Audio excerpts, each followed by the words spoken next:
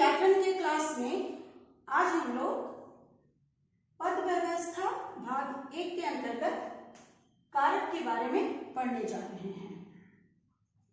कारक किसे कहते हैं, इसको जानने के लिए हम लोग इसकी परिभाषा को पहले देख लेते हैं। संज्ञा या सर्वनाम के जिस रूप से वाक्य के किसी दूसरे शब्द के साथ संबंध जाना जाए उसे कारक कहते हैं। संज्ञा या सर्वनाम, संज्ञा या सर्वनाम के जिस रूप से वाक्य के किसी दूसरे शब्द के साथ संबंध जोड़ने का पता चलता है उसे कारक कहा जाता है। कारक को पूरी तरह से समझने के लिए हम लोगों को इसके सारे भेद को देखना पड़ेगा। तो कारक के मुख्य 8 भेद होते हैं। इसको हम लोग एक एक करके देख लेते हैं। सबसे पहले कर्ता कारक, दूसरा है कर्म कारक, तीसरा है करण कारक, चौथा है संप्रदान कारक, पांचवा अपादान कारक, छठा है संबंध कारक, सातवां है अधिकरण कारक और आठवां है संबोधन कारक। अब ये जो कारक के 8 भेद होते हैं, इनका क्या काम है, इसको भी एक एक करके सबकी परिभाषा को देखते जाना होगा और समझते जाना होगा। तो सबसे पहले हम लोग कर्ता कारक की परिभाषा पे ध्यान देते हैं। कर्ता कारक के बारे में देखिए, जिस शब्द से क्रिया के करने वाले का बोध होता है उसे कर्ता कारक कहते हैं। जिस शब्द से क्रिया के करने वाले का बोध होता है उसे हम कर्ता कारक कहते हैं। जैसे कि हाथी चलता है, राम पढ़ता है। यहाँ पे हाथी क्या है, कर्ता है। कौन चल रहा है, तो हाथी चल रहा है। यहाँ पे राम क्या है, कर्ता है। कौन पढ़ रहा है, तो राम पढ़ रहा है। दूसरा है कर्म कारक। इसकी परिभाषा को देखिए, जिस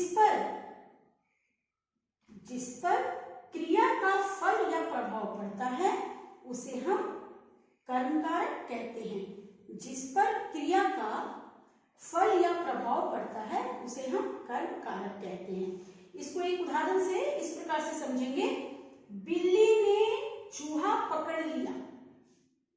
यहां पर बिल्ली क्या है, बिल्ली कर्ता है और कर्म कारक क्या है, चूहा। जिस पर क्रिया का फल पड़ रहा है, जिस पर क्रिया का फल या प्रभाव पड़ता है। यहाँ पे प्रभाव किस पे पड़ रहा है, चूहा पर। और दूसरा वाक्य है राम गाड़ी चलाता है। तो यहाँ क्रिया का फल या प्रभाव किस पर पड़ रहा है, गाड़ी पर। तो ये गाड़ी क्या हो गया, कर्म कारक हो गया। तीसरा है करण कारक। करण कारक की परिभाषा देखिए।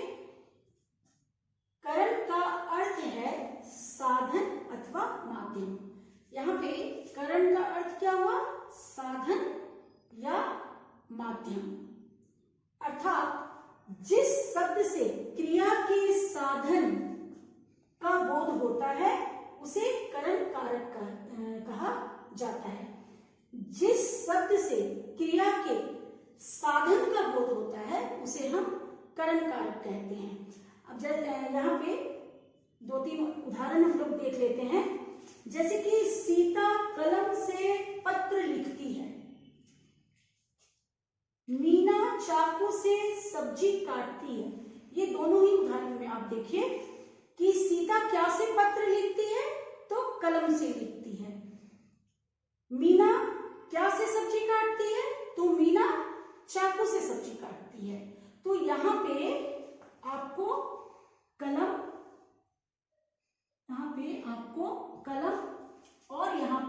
चाकू, ये दोनों क्या हो गए? करण कारक हो गए। अब चौथा है संप्रदान कारक। संप्रदान का अर्थ होता है किसी को कुछ देना। संप्रदान का क्या अर्थ होता है? देना। वाक्य में जिसके लिए कुछ किया जाए, जिस वाक्य में ऐसा बोध हो कि किसी के लिए कुछ किया जा रहा है, वाक्य में जिसके लिए कुछ किया जाए उसे संप्रदान कारक कहते हैं। उदाहरण देखिए, यह खाना प्रिया को दे दो। यहां पे किसके लिए किया जा रहा है? यहां पर प्रिया के लिए किया जा रहा है। यह खाना प्रिया को दे दो, यानी कि इस वाक्य में किसके लिए किया गया? प्रिया के लिए किया गया। पिताजी को प्रणाम करो, तो यहाँ पे किसको प्रणाम करने के लिए कहा जा रहा है? पिताजी को।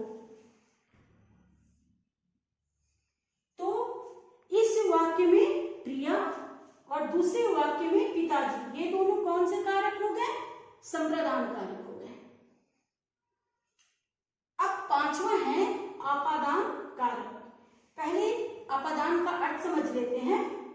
आपादान का अर्थ है हिंदी व्याकरण में अलगाव होना, किसी चीज का अलग होना, जिससे पता चलता है।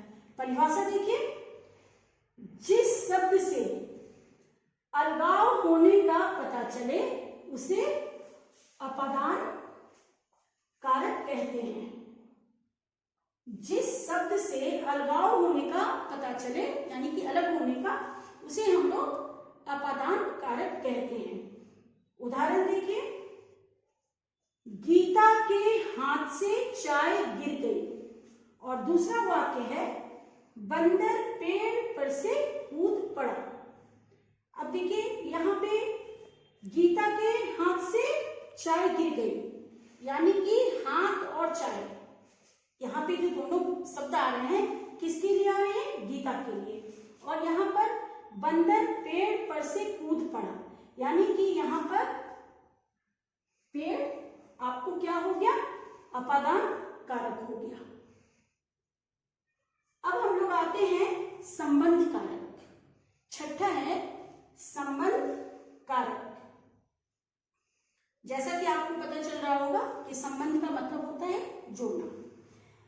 जिस शब्द से किसी वस्तु का दूसरे वस्तु से संबंध पता चले उसे संबंध कारक कहते हैं। जिस शब्द से किसी एक वस्तु का दूसरे वस्तु से कोई संबंध पता चलता है उसे हम लोग संबंध कारक कहते हैं। जैसे कि यह श्याम का घर है। यह घर किसका है? श्याम का है। तो यहाँ पे किसके किसके बीच संबंध है? श्याम और घर के बीच। अब यहाँ पे देखिए, सुधा का रुमाल सुंदर है। किसका रुमाल सुंदर है? सुधा का। तो यहाँ पे किसके किसके बीच संबंध है? सुधा और रुमाल के बीच। सातवां है अधिकरण कारक। सातवां है अधिकरण कारक। इसकी परिभाषा देखते हैं। जो शब्द क्रिया के आधार को सूचित करते हैं उसे हम लोग अधिकरण कारक कहते हैं। जो शब्द क्रिया के आधार को सूचित करते हैं उसे हम लोग अधिकरण कारक कहते हैं। यहाँ पे उदाहरण देखिए, पिताजी कमरे में सो रहे हैं। पिताजी कहाँ सो रहे हैं? कमरे में सो रहे हैं। नदी में नाव है। नाव कहाँ है? नदी में है। तो यहाँ पे कमरे और यहाँ पे नदी, ये दोनों क्या हो गए? अधिकरण कारक हो गए। अंतिम है संबोधन कारक, यानी कि आठवां है आपको संबोधन कारक। इसकी परिभाषा हम लोग देखते हैं। जिस क्रिया अथवा शब्द रूप से बुलाने, पुकारने अथवा प्रार्थना करने का बोध होता है, यानी कि क्रिया अथवा वो शब्द रूप जिससे कि किसी को बुलाने का, पुकारने का या प्रार्थना करने का पता चलता है, उसे हम लोग संबोधन कारक कहते हैं। उदाहरण देखते हैं हम लोग। राम तुम घर चले जाओ। यहाँ पे किसको कहा जा रहा है, बोला जा रहा है? राम तुम घर चले जाओ, राम को। बच्चों मन लगाकर पढ़ो, यहाँ पे किसको कहा जा रहा है? बच्चों को। तो पहले वाक्य में राम और दूसरे वाक्य में बच्चों, ये दोनों क्या हो गए? संबोधन कारक हो गए। यहाँ पे आज हम लोग कारक के बारे में विस्तार से पढ़े हैं और उदाहरण के माध्यम से हम लोग जिस प्रकार से इसको समझे हैं, तो मेरा ख्याल है कि आप लोगों को ये बहुत अच्छा से समझ में आ चुका होगा। आप लोग इसको अभ्यास कीजिएगा।